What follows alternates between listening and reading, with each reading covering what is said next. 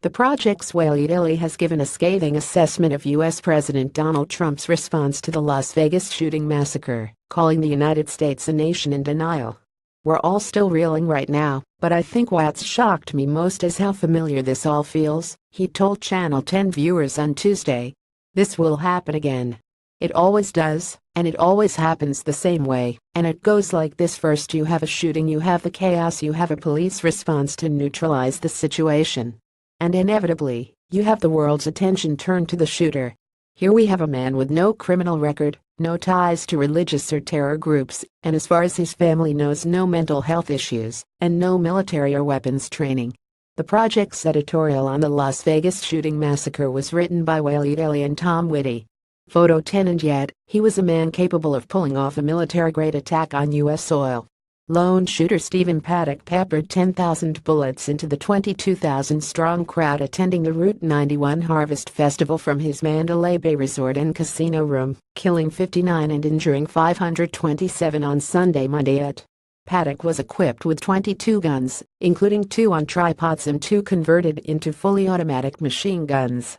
Aly said Trump's act of pure evil denunciation of what actually appeared, by all accounts, to be a regular guy was glossing over the reality. U.S. President Donald Trump and First Lady Melania Trump walked out of the White House to participate in a moment of silence for victims of the Las Vegas mass shooting. Photo Bloomberg. The truth is, the thing about this act is not how evil it is, but how incredibly ordinary it's become. And this will happen again. He said instead of gun reform, the mere talk sends gun-loving Americans flocking to stores, so gun sales rise in the U.S., with the biggest manufacturers American outdoor brands, which used to be called Smith Wesson and Sturm, Ruger and Company, surging nearly 4% since last night's shooting. A wounded person is walked in on a wheelbarrow as Las Vegas police respond during the shooting. Photo AAP. Over the last 50 years, per capita, the number of guns in America has doubled, from 1 for every 2 people to 1 for every 1 person, he said. There are now more than 300 million guns in the USA. Stephen Paddock, the shooter in Las Vegas.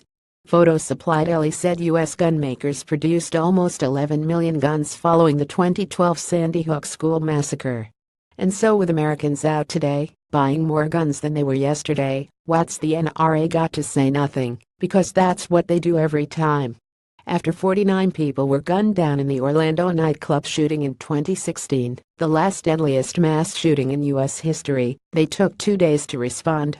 And tomorrow, or the next day, they'll be back at what they always do, lobbying politicians to make sure that absolutely nothing changes. That's because the NRA spends more than $3 million every year just on lobbying politicians. Last year, the NRA reportedly spent $30.3 million in support of Donald Trump.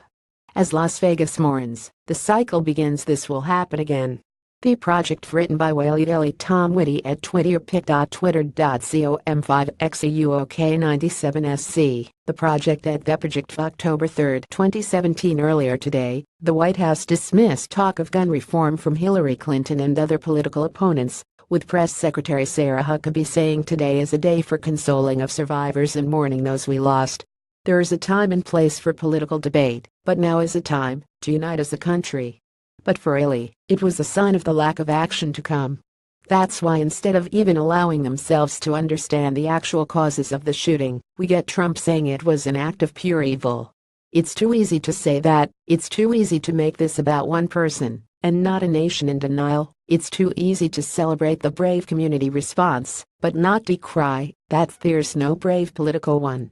And it's too easy to mourn the victims and choose to do nothing to protect them. 11,660 people have been killed by guns in the U.S. this year. And this will happen again.